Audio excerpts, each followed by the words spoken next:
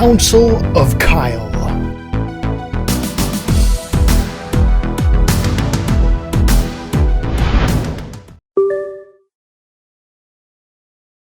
Kyle Dupler distrusts the government so much that he prefers anarchy.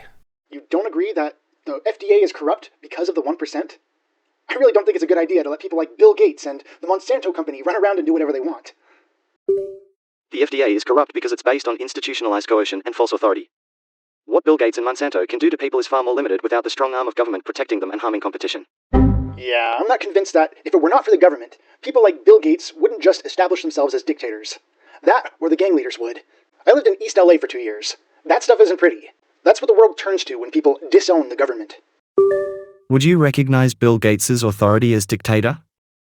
Do you recognize gangs as authority the same way you recognize the authority of the US Constitution? Do you think we the people will recognize, accept, or stand for dictator Gates? Would I recognize Bill Gates' authority as a dictator? I would recognize it about the same way I recognize Putin's authority over Russia. It doesn't matter if it's a gang, the Constitution, or the hierarchy at McDonald's. It's all the same concept. People have leadership because people choose to follow them. And concerning Bill Gates, please keep in mind, people already stand to follow him, so long as he's willing to give them a paycheck. Would you pay McDonald's if they sent you an invoice for your contribution to the company as a tax? Do you hold a concept of right and wrong that can be applied equally to all individuals and groups of individuals? There's a difference between someone working at McDonald's, being under their leadership, and being a customer at McDonald's. Do you agree that a manager has more authority over an employee than they do a customer? Though, in thinking about it further, an exchange happens both ways, and either way, the manager can deny service, either through firing the employee or denying service to the customer. Be it through sales or service, people can support the company either way. If you are neither a customer or an employee, it is like a local gang knocking on your door and demanding protection money, or else. And there are those who pay and those who don't. As for me, if it came down to that, I think I'd be saying it's time to move. There's a huge difference between being bossed around during a shift after agreeing to an employment contract, even at-will employment, versus government enforcing laws. There's a huge difference between one side refusing to exchange, manager banning a customer, versus the government using force to prevent an exchange or force an exchange to happen. I suppose Native Americans could say the United States is like McDonald's, taking burgers and shoving them down people's throats and then forcing them to pay for it. Yes, and not just Native Americans, anyone who did not explicitly consent to ratification of the Constitution. Yeah, like Hawaii, Guam, and other territories. So many of us are all for significantly limiting and reducing government regulation. But does that include on the borders? Welcome, Kyle Gayton. I feel like this question has many different faces and long drawn-out answers. It's by no means a simple yes or no. But I'm here to see what people think. Imagine with me for a moment Russia over there calling out to us and saying, "Hey Americans, come join our team. Things are better here." Now imagine if every country in the world had that kind of attitude and competed for highest quality of living and the highest population counts. Do you agree that that would effectively and significantly make the world a better place? Well, if you're truly anti-government, then the borders would mean nothing to you. But in the real world they exist, and because they exist, some regulation should exist. Sadly for the United States and our history of interfering with other countries and making many enemies in the process, we should probably take heavy precautions about who we can and can't allow into the country. That said, I am empathetic to my fellow man and believe that if somebody truly wants to be here, I have no problem welcoming them in as my neighbor, or family member, or friend, or co-worker, etc., especially if they come from a country that we had a helping hand in destabilizing. But once more, there's so much more to this conversation than that. I don't have the time to write a book about this, but that's a quick little answer for you. I'm not the anarchist. That was Kyle Dupler.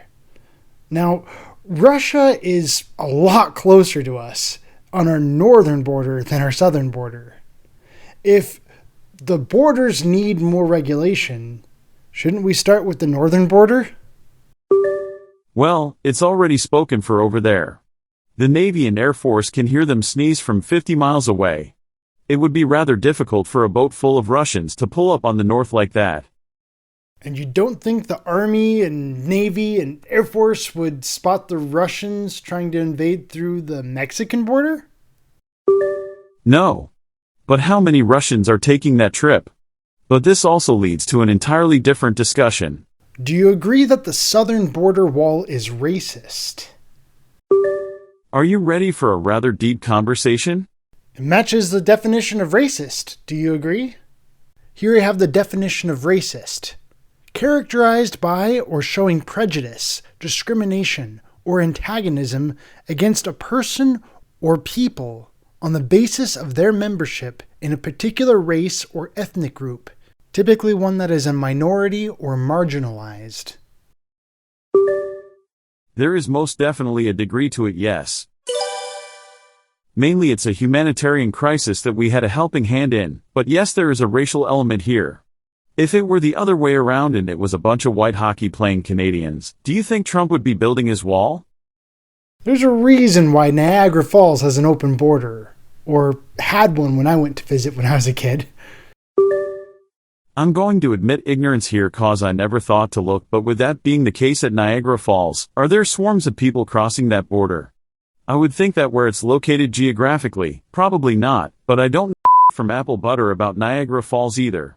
I can admit that. Absolutely. Niagara Falls is a huge tourist destination.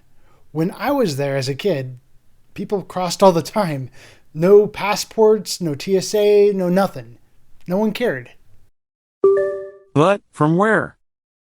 Niagara Falls is right between New York and Canada. LOL, no, I know where it is. I'm asking where migrants are coming from? I ask cause I know it's not Central Americans. I'd be dubious of Russians too. That's one hell of a trip to take just to cross a border. Niagara Falls is a crossing between the United States and Canada. It's primarily crossed by United States and Canadian citizens. Here's another example of an open border crossing between the United States and Canada. This is called the Peace Arch. At the top it reads, "Brethren dwelling together in unity." On the inside it says, "May these gates never be closed." And notice how there is no TSA or anyone to check your visas or passports or anything like that. Welcome to US. Children of a common mother. An open border is how I describe the freedom to come and go as you please. This, on the other hand, does not describe the land of the free. It describes a jail cell, the land of those who are in bondage. And rather than trying to recruit anyone to our team, this is like a junkyard wall saying, "Stay out." When a country tries to limit or reduce its population, that's when you know it's gone toxic.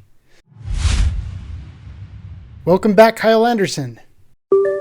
I'm a semi-open borders advocate. I think entering the country should be as easy as filling out an application and getting a background check. Not for petty crimes but only for association with terrorist groups or international gangs and lengthy prison sentences for violent crime. Also make sure they haven't been deported before. Any peaceful person should be allowed in. No application fee or sponsor needed. That being said, I still think the border should be secured. If the process is made that easy to enter, then the only people sneaking in would be people we absolutely don't want in. So you would still need a physical border that is fully staffed. Also, the whole asylum process needs to be thrown back and returned to what it used to be. You apply for asylum and are let in once the process is completed instead of letting them in while their application is waiting processing. There should be two types of foreigners in the US: permanent and temporary. The permanent ones are put on a path to citizenship and the temporary ones can stay as long as they like, but they're essentially on a probationary period where if they commit any crime they are deported. It should be easy to enter as a temporary immigrant, but more scrutiny on the applications for permanent immigrants. Man, you must really hate that Peace Arch thing. How dare they build such a thing? Do you think all of those passports and visas and background checks need to be required for each of the state border crossings as well? As for me, I just keep thinking back to that whole, the mark of a healthy nation is one that actively recruits and strives to have as high of a population as possible. My Dutch ancestors came out here to help work on the Transcontinental Railroad, and they ended up settling in Salt Lake because of that. And that was a time when the U.S. really saw that. We need all these outside immigrants to come and help make our nation a great place. There are two nations with over 1 billion people, and I wouldn't describe either as healthy. I don't think a nation should have to recruit. It's one thing to be able to handle a steadily increasing population that is healthy. It's another to actively seek a population increase, which to me seems like more of a band-aid solution. They might have over 2 billion people, but are they actively trying to reduce their population? Are they indifferent? Or are they actively recruiting? I'm really not a big Elon Musk fan, but I am happy about this. Elon Musk says civilization is going to crumble if people don't have more children. Another way to solve this problem is through immigration. Here's a political cartoon I made a few years ago to try and describe my feelings about it all. If a fish jumps into your boat, that's something to celebrate. When it comes to the strength of a nation, I can't help but think about the amount of work it's able to perform. And so many of these immigrants, they're coming here wanting to work. So why would we want to throw them away and say, get lost, go work somewhere else? That's throwing your fish back out into the ocean. Nope, don't want you. Sorry. Come on. And then everyone asks, oh, but what about garbage fish? We don't want them on our boat. If you catch a major drug dealer or serial killer, why would you want to just let them go? Wouldn't you want to just put them in our prisons here? That's what seems to make the most sense to me. You don't want them going back out there where they're just going to go through our revolving door and come right back. Come on. To be continued. This message has been brought to you by the Flat Earth Institute of Science, with a shout out to our Flat Earth friends at jdecals.com. Now here's some trivia that not enough people know. This is actually the United States wartime flag. And this is the United States peacetime flag. Makes you wonder why so few people have actually seen this thing. Perhaps it is because the United States is continually at war. Please feel free to share your thoughts on the matter.